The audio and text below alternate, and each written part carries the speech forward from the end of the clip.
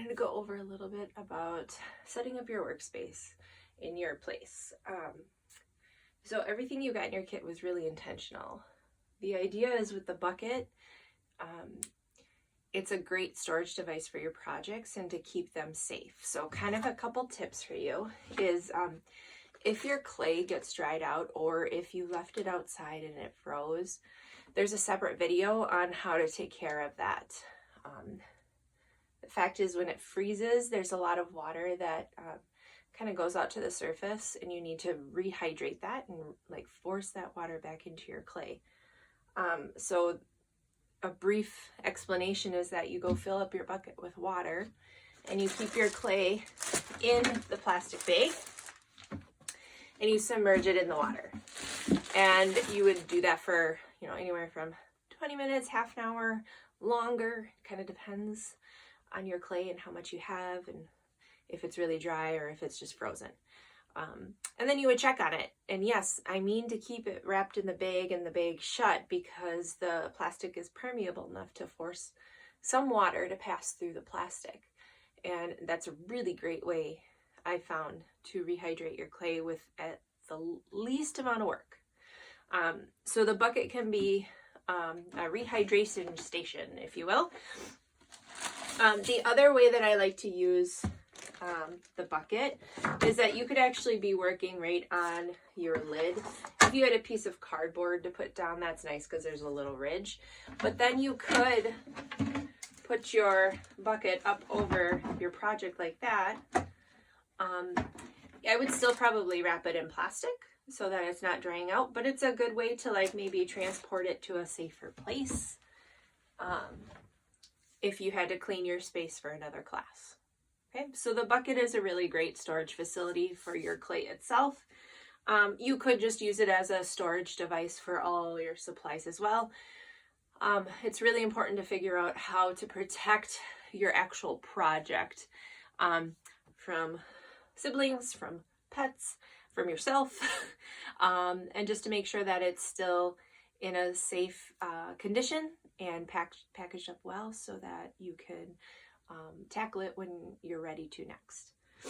Some other tips that I've found, some kids really like working within like a plastic shoebox or something kind of like this with a lid. And they can put their work in there, put a lid on it, and that's a great storage device. You do just monitor it. I don't know how well that actually keeps your clay workable.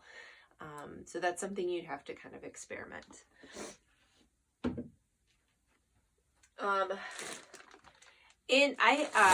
With using your clay, I kind of have a 2-bag system. Now you have an extra bag in there, but I kind of intended that for your project.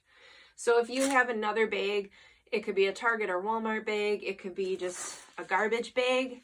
And what I would do is I would keep good clay in your good clay bag.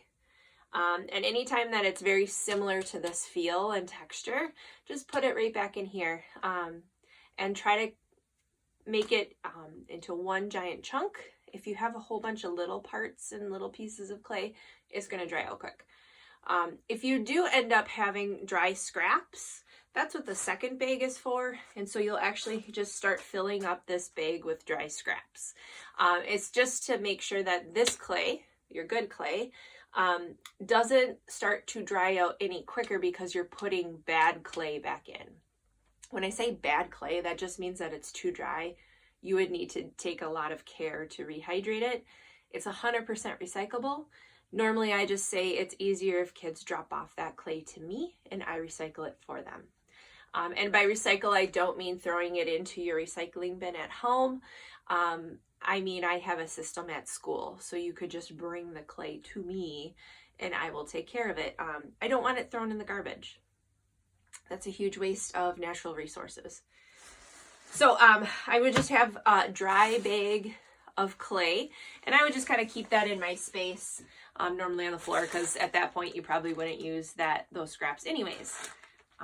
And then your good clay, you always want to make sure it's wrapped up.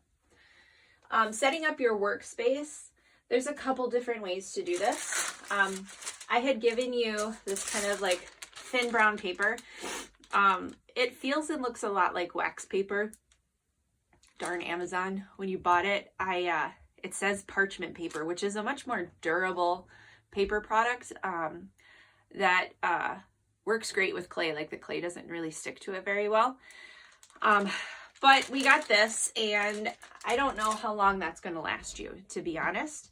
So I do have some extras, or some kids have found that they could just use wax paper or parchment paper if they had it at home. You could use cardboard as a work surface, or a piece of fabric, and I'll talk to you in a minute about that. So the idea is that normally your workspace that you're using is too smooth of a surface, or it's highly textured. Some people have that kind of rough cut wood tabletop, and your clay is going to stick to that pretty good, and it's going to probably create a huge frustration for you, because you'll make something and then you'll have to take it off, and it normally means it's ruined. So the idea is that I'm going to tape down my piece of parchment paper here to my work surface. And you could choose to do this once and leave it. Maybe you put down a fresh piece of paper or a fresh cardboard so that, you can kind of cover up the mess and still use it for your other classes if this is your same desk space. But you can tape it down, and then that's not going to move on you. A better option, if you have it available to you, is to use kind of a thin kitchen towel. If you don't have a thin kitchen towel like this, an old t-shirt that you don't mind getting messy, you could even cut that apart. So you just have one layer. 2 layers are going to be fine, but you could also use an old pillowcase. And I would do the same thing, as I would tape this securely down to my workspace so that this does not move on you, because that will cause some problems. Especially when we get to the slab project later in the term. So take some time and prepare your workspace so that you set yourself up for success. And yes, I do want everybody to do this, because even if you're going to be a hybrid student and come back to school, you are still going to have some construction projects, hand building projects that you're going to continue on at home. So it is critical that you figure out your workspace and set it up for success. Okay. The other things in your kit are still important and to keep on hand. You have your sketchbook. The little water bottle, the water spritzer, is just to help reintroduce water into your clay every once in a while. Normally you do that when you bag up for the day, and you give it a couple little spritzes just to help give more water, because some evaporated off while you were working. Remember that you have a little container of dried out clay. This is bone dry clay. This is one of the stages of clay. This is when most of the water has been evaporated.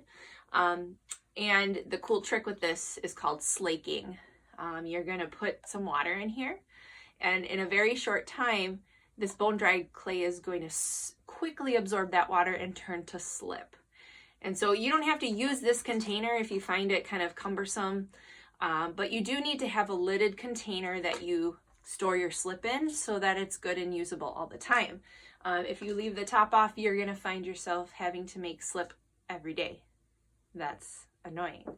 So make sure you have a lidded container to make your slip.